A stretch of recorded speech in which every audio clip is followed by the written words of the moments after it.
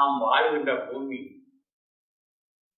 இன்னும் எத்தனை ஆண்டுகள் இப்படியே இருக்கப் போகிறது என்ற கேள்வி சிந்தனையாளருடைய மனதில் இருந்து கொண்டிருக்கிறது.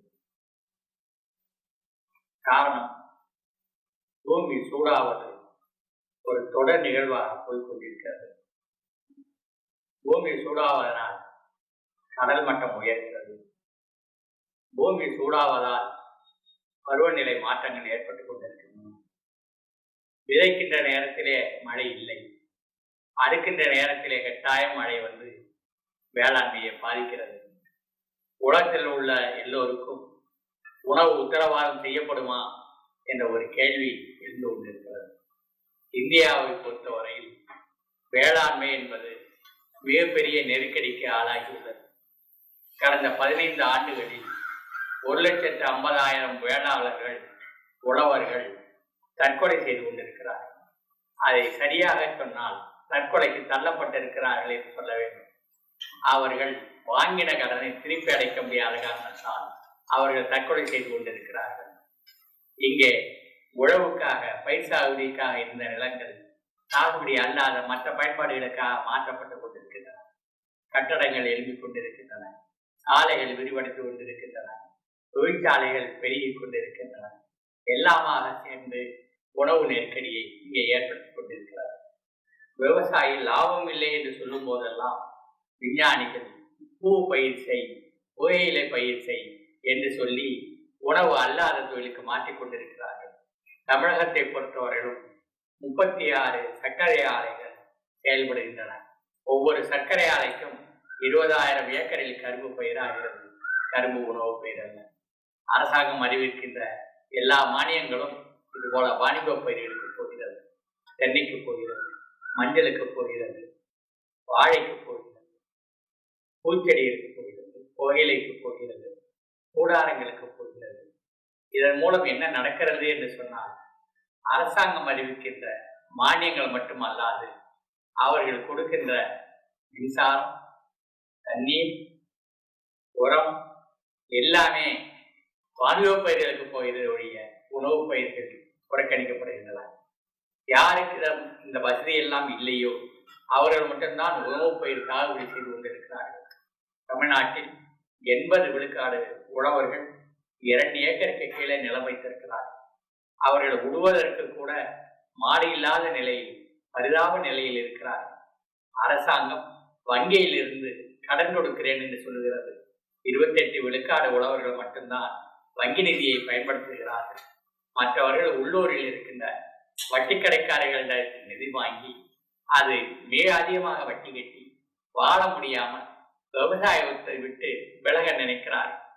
தமிழ்நாட்டில் இளைஞர்கள் வேளாண்மைக்கு வருகின்ற ஆர்வம் குறைந்து கொண்டே இருக்கிறது. அவர்கள் நோய் வாய்ப்பட்டுக் கொண்டிருக்கிறார்கள்.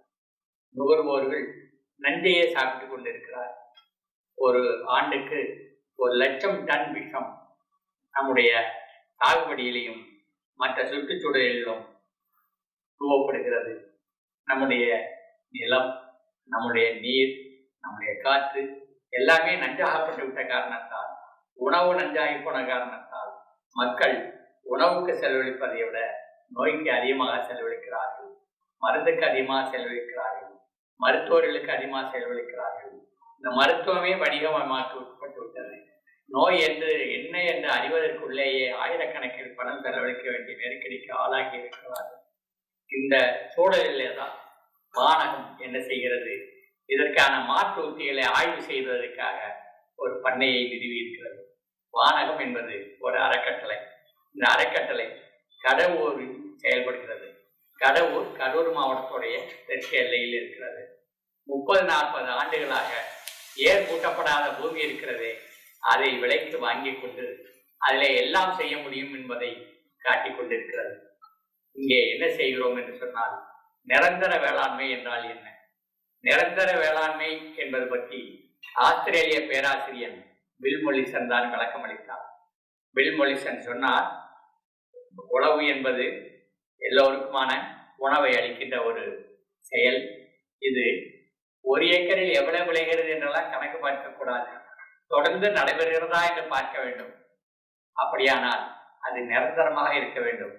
அதை அவர் பெர்மாகல்ச்சர் என்று சொன்னார். ஏனென்று சொன்னால் அக்ரிகல்ச்சர் என்று சொல்வதற்கே விளக்கம் தாறுமாறாக போய்கொண்டிருக்கிறது. அமெரிக்கர்கள் என்ன சொன்னார்கள்? வேளாண்மை என்றால்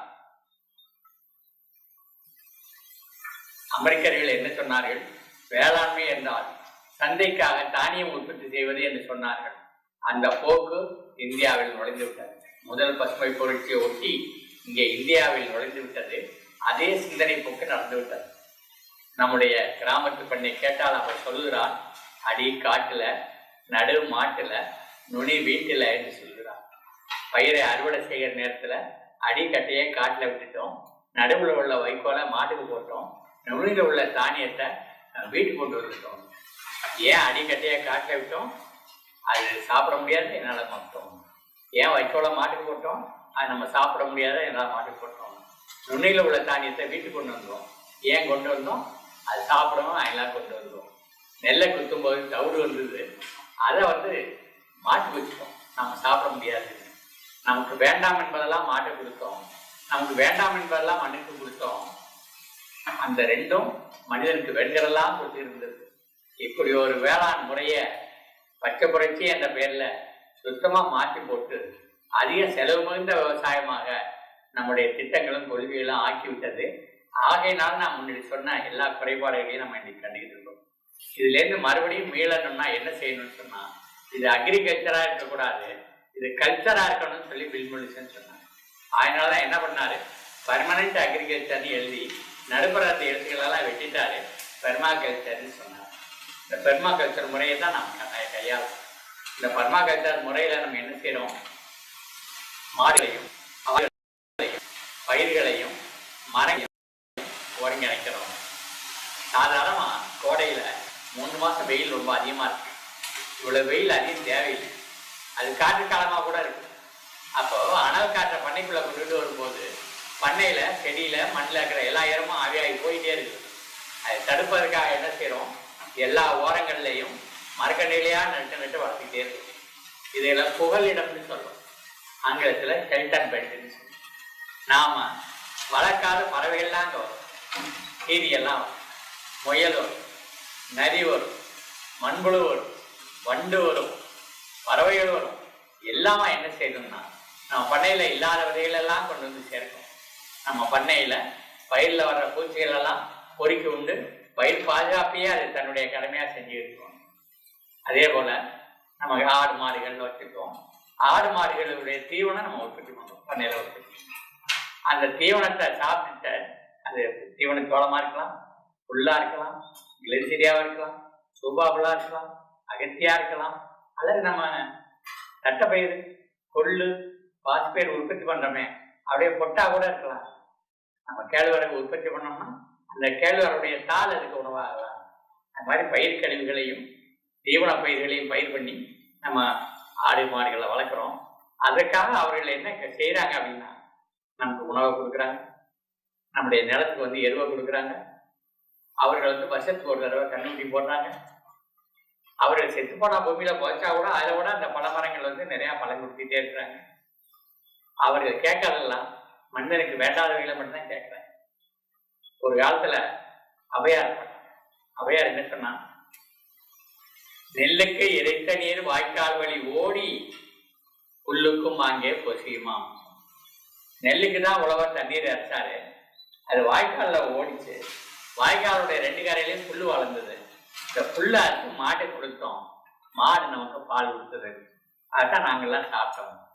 ஆனா இன்னைக்கு பார்த்தா இந்தியாவில் நம்ம பிரதம மந்திரி சொல்லுகின்ற கணக்குப்படி 43 விழுக்காடு குழந்தைகள், 5 வயதுக்கு குறைவான குழந்தைகள் வளர்ச்சி குன்றி போய், கைகால்கள் தூங்கி போய், இரத்த சோகையால் அவதிப்பட்டுக் கொண்டிருக்கிறார்கள். வயிற்றிலே குழந்தையை சுமக்கின்ற தாய்மார்கள் 44% பேர் இரத்த சோகையால் பாதிக்கப்பட்டிருக்கிறார்கள். இரத்த சோகைக்கு ஒன்றும் பெரிய மருந்தெல்லாம் ஒன்றும் கிடையாது. நம்முடைய கரிசாலை செடி நெல் வயலிலேயே ஓரத்தில் முளைச்சிடும். அதை இலைய பறிச்சுட்டு கீரை சமைச்சு சாப்பிட்டா சரியா போயிடுச்சு. அது இரும்பு சத்து அவ்வளவு இருக்கு. ஆனா இப்ப நீங்க பறிச்சுட்டு வர முடியாது. ஏன்னா அதுல பியூரடானும் திம்பெட்டனும் அங்க பூச்சிக்கொல்லியில போட்டு அந்த மண்ணை விஷமாக்கிட்டோம். அதுவும் 10 களைக்கொல்லிகள்னு போட்டு எந்த மூலியுமே உற்பத்தி ஆகாதபடியும் பண்ணிட்டோம். அது இல்லாம ரசாயன உரங்கள் போட்டு நம்ம உணவு எல்லாத்தையுமே உணவு அல்லாதவையா மாற்றிட்டோம். இவைகளெல்லாம் மாற்று என்ன அப்படின்னா, மறுபடியும் நம்ம முன்னோருடைய ஞானம் இருக்குல்ல, அதை உள்ளுக்குள்ள பயன்படுத்தணும். அந்த ஞானங்களை பயன்படுத்தினா மட்டும் காணாது. இன்றைக்கு மாறி வருகின்ற சூழ்நிலைக்கு ஏற்ப ஆராய்ச்சிகள் மேற்கொள்ளப்படணும். அதான் வானகம் கையில் இருக்கு. இப்ப இந்த வானகம் ஆராய்ச்சி பணியோட நிறுத்தி கொள்ளல. வெளியிலிருந்து வர்ற விவசாயிகளுக்கும், விஞ்ஞானிகளுக்கும், பொறியாளர்களுக்கும், தகவல் தொடர்பு துறையில மேல் படிப்பை படிச்சு தொழிலுக்கு போய் அடுத்து போய் திரும்புபவர்களுக்கும் பயிற்சி அளிக்கிறது. குழந்தைகளுக்கும் பெண்களுக்கும் பயிற்சி அளிக்கிறது.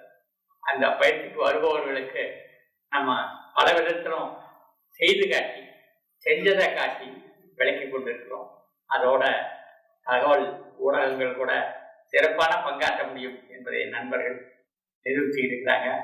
அவனுடைய ஒரு கட்டமாக தான் இந்த பரப்பு போயிட்டு